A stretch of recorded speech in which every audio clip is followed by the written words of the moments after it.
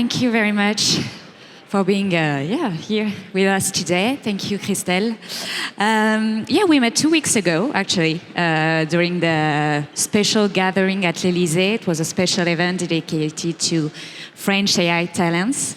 And you were there as the speaker, and you are here today to talk about AI. But so what makes a big company like Orange, special, an important player, if we can say, in this ecosystem? So we can say, how did you adopt AI? Well, I think, at Orange, of course, and given we have millions, hundreds of millions of customers. We have networks. Thousands of kilometers of networks, and obviously we have many employees. Of course, like any company, and you've seen the example of the car industry, the automotive industry, and so we've actually embarked on the AI transition. Of course, AI wasn't that popular. The buzz was on something else, but we've been working on digital transformation, we used to call it that way, making sure we have data, structured data, in every part of the company. And I think just one thing, because of course we want to use AI to make our networks smarter, to make our employees more efficient, and last but not least, and probably the most important, to make sure we improve the experience of our customers. You may remember that 1 year ago, we talk a lot about the Olympics now, but there was the Women World Cup.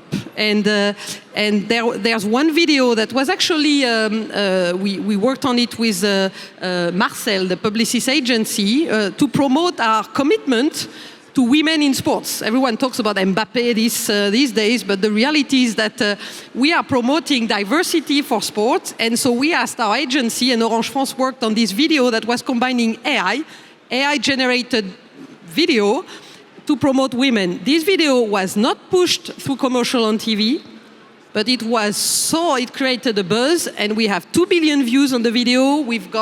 We had many awards, so that shows that AI is already embedded in many of the things we do. And obviously, we work with Artefact on many experiments. So in our networks, I'm afraid some of you may have had the complex experience about connectivity, fiber connectivity, and so we embed a lot of quality, similar to what you saw for Valeo, a lot of quality touch point, leveraging video, leveraging pictures, to make sure we can proactively anticipate failures in the network. In our network operations center, we have already experiments where by leveraging AI, we divide by 3 the number of alarms that our experts have to deal with.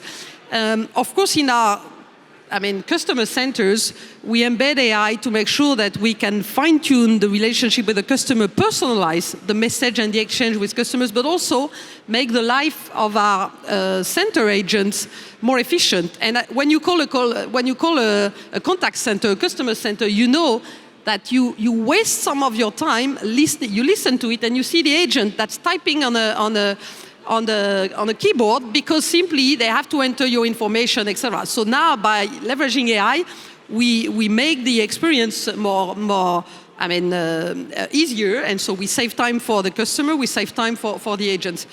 The one thing that, of course, we are working on, and that's a big question mark for the industry, is that we talk about compute bottleneck, we talk about power bottleneck. The real question for us is, how do we build the best networks for AI? And if you have seen the latest, GPT-4o, when you have real-time translation or real-time interaction, and actually, if you want to have real-time experience like voice, the old voice that you don't use anymore, internet networks have been built on best effort basis. But if you want to divide by 10 the latency of exchange when you talk to an AI agent, if you have a personal agent in your mobile phone, that requires a fundamental change in the way we design the last mile of the network. So that's something that we are working on actively with our experts. And this is something that today we're not sure yet. What's going to be the killer app? If you have a fiber connectivity at home, there's no doubt that you'll have enough bandwidth and that the latency experience, but again, we've built our network today for video, for video streaming and for video exchange, because the boost of video, because you do video conference calls and you watch videos online. We've added caches in our networks. We have content delivery networks. But AI is going to change fundamentally the way we'll have to design our networks. And that's something that we still don't know what's going to be the first adoption, where, how. It took 10 years to adapt our networks for video, a bit more than 10 years. So we know we are on a journey. And the challenge, which is power, as I think Christophe was saying it, we will have to also adapt. Today, we're using AI for a lot of proof of concepts without putting the consumption behind it. But the bottleneck will be such that we will have also to embed compute where it should be to minimize power consumption. And that's something that, of course, we're working on actively as an industry. It's not just Orange, but of course, being a leader in Europe, we are taking the lead on that. And of course, with AI, of course, it's a great technology, but also it increases the carbon emissions, as you just said. I'm sure you have the ambition to be net zero carbon by 2040. So how are you going to manage that with all the things you're doing with AI?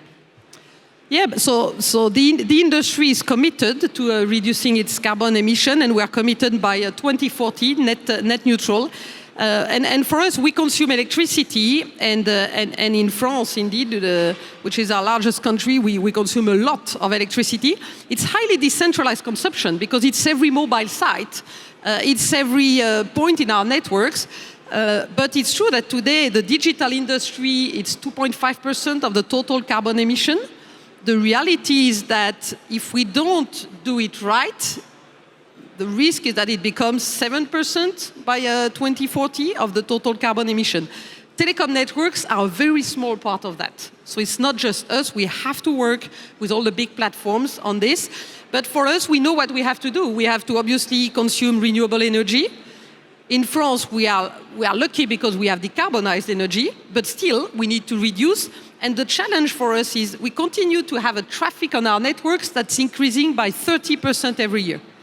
So for us, not increasing the consumption of electricity is already a massive challenge. In a country like France, we managed to reduce by 10% the energy consumption, which is great because it's both economic, you make savings, and at the same time you do good for the planet. But reducing by 10% the consumption when you have a traffic on your network increasing by 30% every year, that's a huge challenge. We do it thanks to decommissioning the old networks. We still have 4 mobile networks in France, 2G, 3G, 4G, 5G. 2G and 3G will be decommissioned in the coming years. We have 2 fixed networks, copper, fiber. We've started decommissioning copper. That's going to take time because this is a huge network that it took 40 years to build. But we are on a journey to decommissioning by 2030. And the one thing that we will have all of us to work on, today, on average, a family in France has 10 devices, PCs, mobile phones, tablets. We sell every year, not Orange, but the industry in Europe, every year, 150 million mobile phones are sold every year in Europe. Unless we extend the lifetime of mobile phones, there is no way the industry achieves neutrality. So this is, of course, a bigger question for Apple and Samsung, but we are working actively with them. We are one of the most active distributor of iPhones, Apple and Samsung devices, pushing them. But it raises question like, we have for Android, for Google, how long should you support the iOS software version for devices? And so there's a real question around hardware, software management, if you want to extend the lifetime of mobile phones. So we have many initiatives, and maybe the one thing that is the most important for me, we are very committed to net neutrality. We are here in France. We talk about great things, AI, innovation. We also operate in countries where people are hardly surviving, hardly get food. They have no roads, no infrastructure. We are very committed to bringing mobile networks everywhere in Africa. And sometimes we bring mobile in villages where there's no electricity. So how do we continue to do that?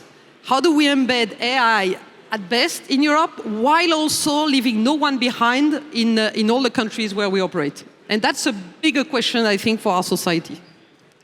And a question about human. You know, AI is not just about tech. It's of course a matter of people. And how does it impact you internally?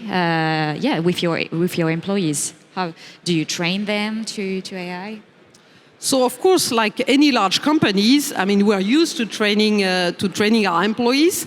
And this is something that's very important because I'm sure if there are many startups in the room, today everyone is doing proof of concept. The big challenge is how do you scale use cases in a company? And the challenge is not going to be technology, it's change management, training, changing processes, adoption. So that requires not just training, but also making sure people are not scared of losing their job. And we know for sure that there's not a single job that's not going to be changed with AI.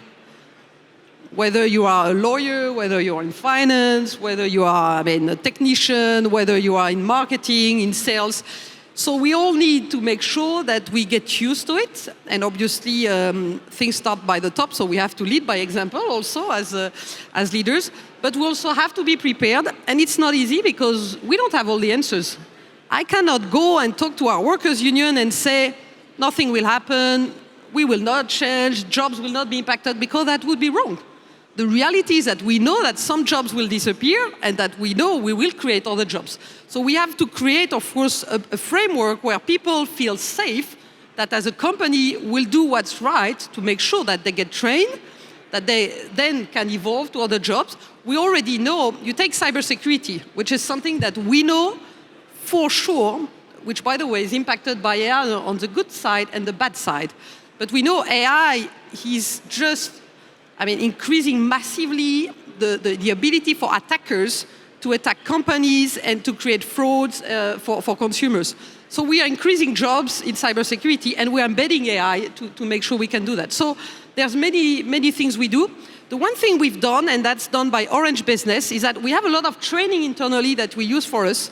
We've also opened to SMBs, to our customers, the ability to use our training, because the biggest challenge, of course, large companies, we have the means, we work with Artefact, we work with many players. In-house, we have Orange Business as well.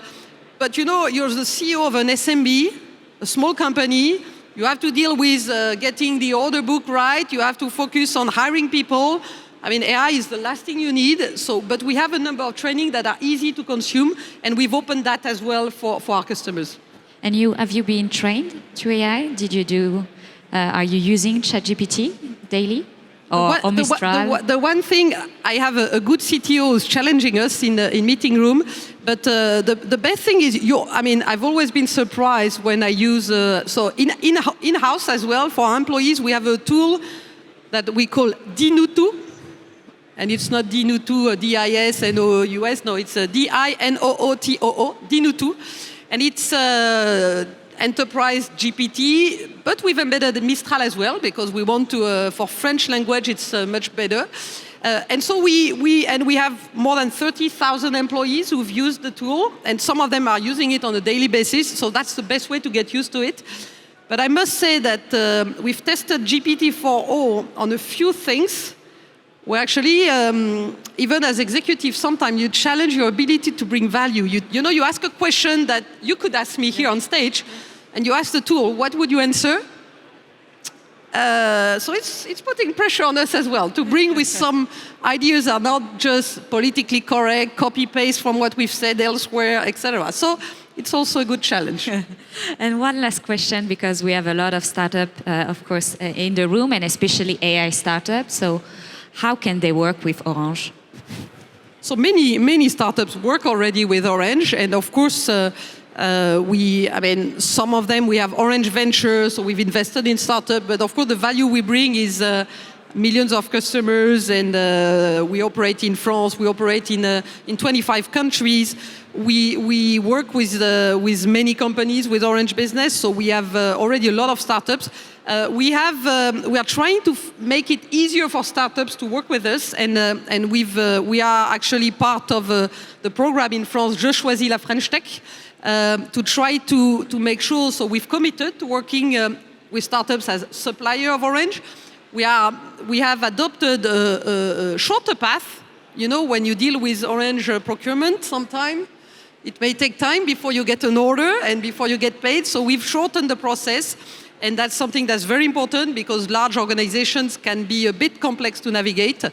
So that's what we try to do. We do it, I have a number of examples where we've embedded startups and they are today helping us transform even our distribution model in Africa.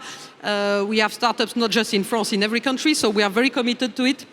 And it's true that as a large company, we bring use cases, and the ability to scale and to test what a startup can do. So we love to do it. And of course, for me, making sure we have the scale of Orange, the ability to invest of Orange combined with the agility, the innovation, the ideas of startups, that's the best of both worlds. And of course, being a leader in France is great. We have a fantastic ecosystem. We are also working with other big companies in the tech world. We are working with the big tech giants, but we are very committed as well to making sure that we play our role in the digital ecosystem in France, in Europe, not just Orange. We're working actively as well with Deutsche Telekom in Germany, Vodafone, Telefonica. We have a number of initiatives where we want to make sure that we also help Europe. I'm not sure we can't talk elections, we're not here to talk politics, but I think, Europe in the past years, we've lost many battles, we miss scale, at least at Orange, we're very determined, and in Spain, we're now a leader in Spain, so we do our part, but we want to bring that power of being a large company in Europe, having a voice, combined with the startup ecosystem, and I think that's something that we have to do. For our kids and also to make sure that we continue to create jobs and that our employees are happy to work where they are today. Well, the time is already up, so thank you very much, Christel, again, for being here with us today. Thank you.